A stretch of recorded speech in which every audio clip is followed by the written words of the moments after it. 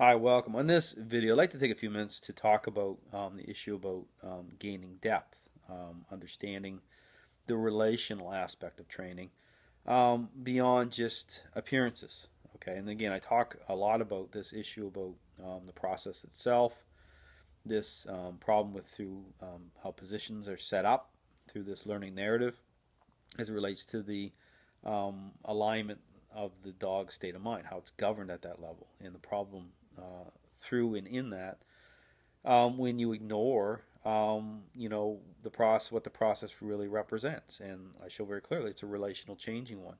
But the ability, again, the ability to actually begin to understand that, to go deeper, comes from a couple different dynamics. And one of those is actually having a dog of your own that is very challenging, that's going to challenge you.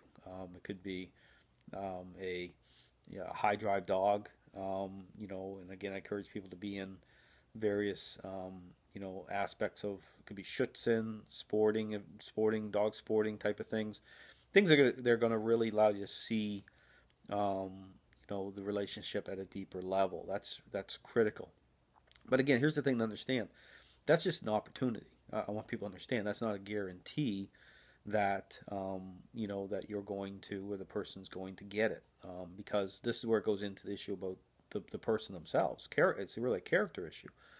You have to have a certain level of of not having a bias. I mean, it can't be about you. That's what I'm saying. It can't be just about you took these dogs and trained them up to a certain level as a trainer, beginning to look at other people and saying, okay, hold on here a second.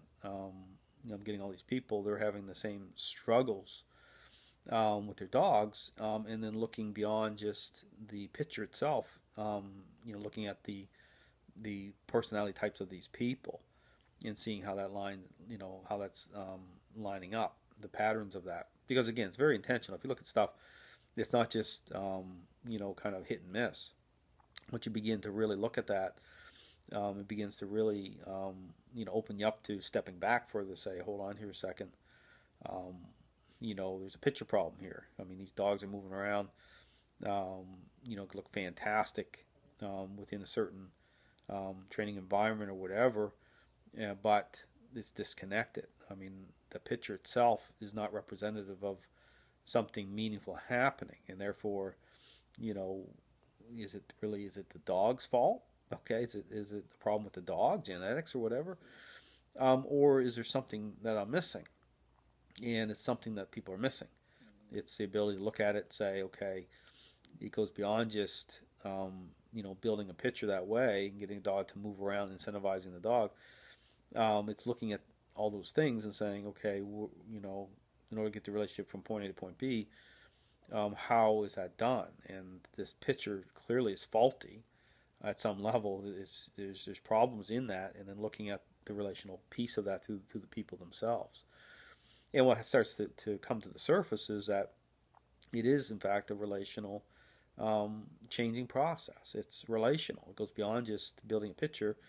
It's about right at the starting gate, identifying the process itself, and lining the methodology up properly to make sure that the dog's decision making process is going to be influenced properly. Okay, and that's key. That's really understanding this issue about incentivizing dogs. But again, going back to this issue about a lot of people just dovetailing into an ideology.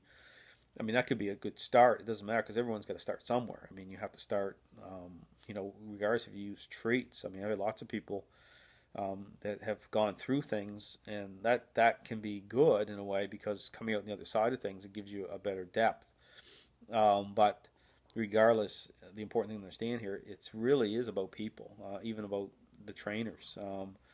It's like a decision point. It really is. Everyone has a personal choice to make of whether they're going to challenge what's happening, or move forward and just ignore the obvious and say, well, I'm gonna just shove it off, and because it's very easy to do that because at a certain level, it appears to make sense. But here's the thing to understand is that, as always, the truth is always there. I mean, the truth of it is in terms of the dogs taking the hit. That's why these trainers will say, well, yeah, it appears to work, but you're suppressing the behavior and all these different things. That's absolute rubbish. It's about them, in that alone. Okay, in that framework alone.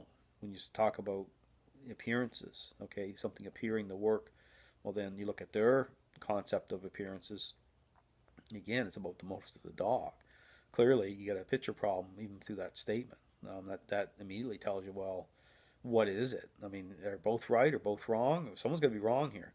Well, yes, it's the fact of the starting gate, approaching training is something that's not. So even the balanced training part of it is problematic. Again, I talk about the spectrum, the escalation, the risk levels, as you move it further from the point of it being a relational changing process, and those dynamics, how those play out. So anyway, just something to consider.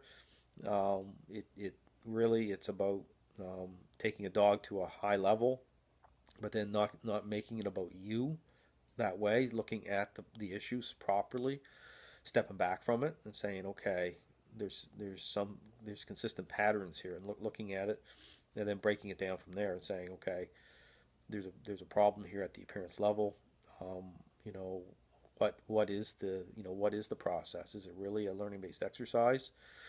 What's going on? That's the decision point. So anyway, something to think about. Thanks for watching.